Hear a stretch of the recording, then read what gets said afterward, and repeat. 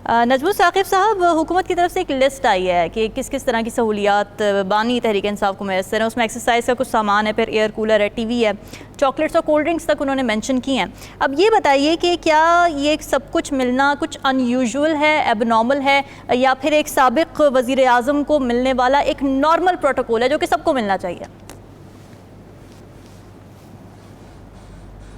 देखिए रामीन, ये जो आपने सवाल किया है ना, इसी के अंदर आपने जवाब भी दे दिया है। प्रोटोकॉल का लफ्ज़ आपने इस्तेमाल किया है। ठीक है। देखिए, हमारे यहाँ कुछ प्रेसिडेंसीज सेट हुए हुए हैं, कुछ हमारे उसूल मुरतब हुए हुए हैं कि भाई अगर प्राइम मिनिस्टर हैं, अगर वो रिटायर हो जाते हैं, फॉर्मर प्राइम मिनिस्टर जब की बात आती है, प्रेसिडेंट की बात आती है, मिसाल के तौर पे एक चीज़ है डिप्लोमेटिक पासपोर्ट। ठीक है। अब ये है कि मैंने वो कानून पढ़ा हुआ है जिसके तहत ये है कि अगर एक आदमी वज़ीर आज़म रह चुका है तो उसको ताहयात डिप्लोमेटिक पासपोर्ट मिलेगा, यानी उसको यानी यूँ समझिए कि diplomatic immunity as far as the passport is concern और उसकी ट्रैवलिंग का वो उसका ताल्लुक है तो वो उसको मिलेगा। इसी तरह से हम देखते हैं कि जब खुदा न खास्ता किसी फॉर्मर प्राइम मिनिस्टर को या किसी प्रेसिडेंट को या किसी को भी इतने बड़े ओहदे वाले आदमी को कोई सज़ा होती है, सही होती है गलत होती है ये बात की बात है, जब सज़ा होती है तो उनके लिए उसी के यानी हिफ्ज़े मरातब समझिए कि उसके मुताबिक उनको रखा जाता है। ठीक है। मेरे जैसा कोई मामूली आदमी है, वो कोई जुर्म करता है तो वो तो उसको तो घुसेड़ देते हैं ना आप उसमें यानी जेल में, जिसमें कि 40 लोग और होते हैं, आपको बैठने की भी जगह नहीं मिलती।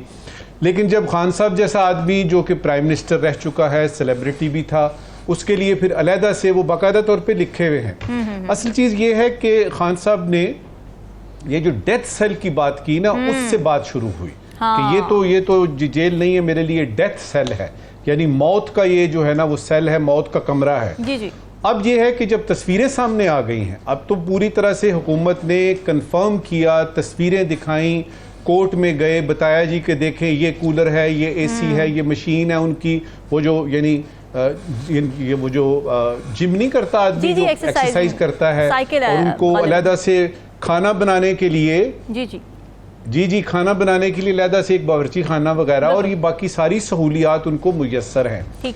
अब उसमें ये यानी कोर्ट ने ये फैसला किया है कि हम खुद भी चेक करेंगे, और उसका उन्होंने तरीका ये नहीं कहा कि कोई कमीशन बनाएंगे, कोई फलाना होगा।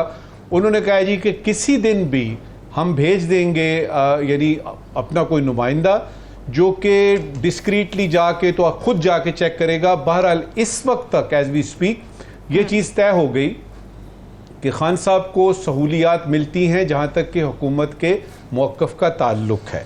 दो बातें इसमें करता हूँ यानी अपनी तरफ से। पहली बात यह है कि अब ये तो तय हो गया कि खान साहब को सहूलियात मिल रही हैं, और पहली बात जो मैंने करनी है वो ये है कि अगर आपको यकीन है कि अब आपने बाहर आ जाना है, किसी तरीके से आपको पता लग गया है, तो अब जो बाकी कुछ दिन रह गए हैं उसमें जितनी भी सहूलियात हैं वो आप देख लीजिए। और अगर आपको ये है कि जी मैंने इसमें पता नहीं कितनी देर तक रहना है, तो फिर ये मामला मुझे लगता है चलेगा, और उनको अपनी मर्जी का माहौल जब तक नहीं मिलेगा उसमें जाहिर है कि बात करते रहेंगे, पीटीआई भी कहती रहेगी। ठीक है। दूसरी बात यह है कि जब आपको अल्लाह ताला दोबारा मौका दे कि अगर आप पीएम बने, अगर आप प्राइम मिनिस्टर दोबारा बनते हैं, तो उस वक्त सोचिएगा, क्योंकि आपके वक्त में भी बहुत सारे लोगों को यही शिकायत थी कि हमें हमारे हिफ्ज़े मरातब के तौर पे जेल में सहूलियात नहीं दी गई। ये तो थी दो बातें। बॉटम लाइन क्या है, देखिए, जब कानून ये आप कहते हैं कि सबके लिए एक है, ये मैं एक बात कर रहा हूं जो कि जरा सी हट के है। जब आप कहते हैं कानून सबके लिए एक है, तो फिर जेल भी सबके लिए एक होनी चाहिए। बात है।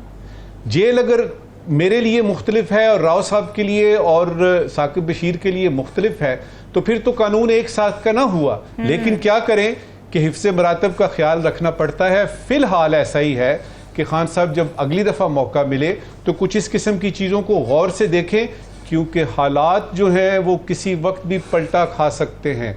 और मैंने अगर इस वक्त कुर्सी पे बैठ के एक फ़ैसला किया तो मुझे शायद भूल जाता है कि कल को मैं भी कटहरे में खड़ा हूँगा। उस वक्त को सामने रखते हुए मुझे इंसाफ करना चाहिए। ठीक है। नजमुल साकिब साहब, पीस कीपिंग की बात की रहा खालिद साहब ने, तो इस वक्त जो करंट सिनारियो है इसको देखते हुए ख़ास तौर पे गाज़ा इजराइल कॉन्फ्लिक्ट की अगर बात की जाए तो क्या इसमें पाकिस्तान अब गैर मुस्तकिल रुकन मुंतखब होने के बाद कोई इफेक्टिव किरदार अदा कर सकता है? अभी भी करता रहा है, ज़ाहिर है पाकिस्तान का मौक़िफ़ बड़ा वाज़ेह है, जेनोसाइड का लफ्ज़ भी पहली दफ़ा पाकिस्तान ने इस्तेमाल किया, मगर बेहतर तरीके से इसको मज़ीद परसू किया जा सकता है?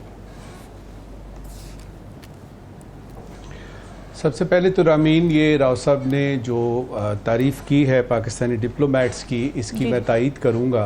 ठीक है। अगर आपको मौका मिले, आप न्यूयॉर्क में जाएं या जिनीवा में जाएं या वियना में जाएं, तो पाकिस्तानी डिप्लोमेट्स जो हमारे मल्टीलैटरल, आपकी डिप्लोमेसी इसको कहते हैं ना, जिस तरह ये यूनाइटेड नेशंस में जनरल असेंबली में हो या यूनाइटेड नेशन सिक्योरिटी काउंसिल में हो या वैसे इसकी जो मुख्तलिफ कमेटीज़ होती हैं, तो उसमें अगर आप जाएं, आप एक हफ़्ता जाके अटेंड करें वहाँ मीटिंग्स, तो आपको नज़र आएगा कि दो मुल्कों के डिप्लोमेट्स जो हैं वो मुमय्यज़ हैं।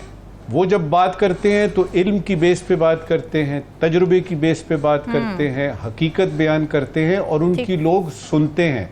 फिर एक ड्राफ्टिंग कमेटी होती है जिसपे सारे लोग, सारी दुनिया के लोग जो बैठे हुए हैं ना, इत्तेफाक से मुझे भी इत्तेफाक हुआ है कुछ पे बैठने का, तो उस पर बड़ी सी एक स्क्रीन पे आता है जी, ये रेजोल्यूशन जो है यूनाइटेड नेशंस ने पास करना है।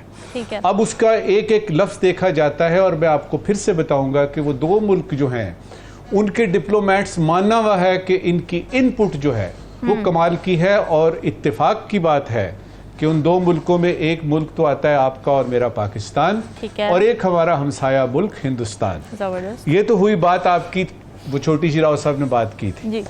देखिए, 8वीं मरतबा हम बने, 15 मेंबर का ये यानी है यूनाइटेड नेशन सिक्योरिटी काउंसिल है, 5 इसके परमानेंट मेंबर हैं, 10 इसके हर 2 साल बाद जो है वो होते हैं।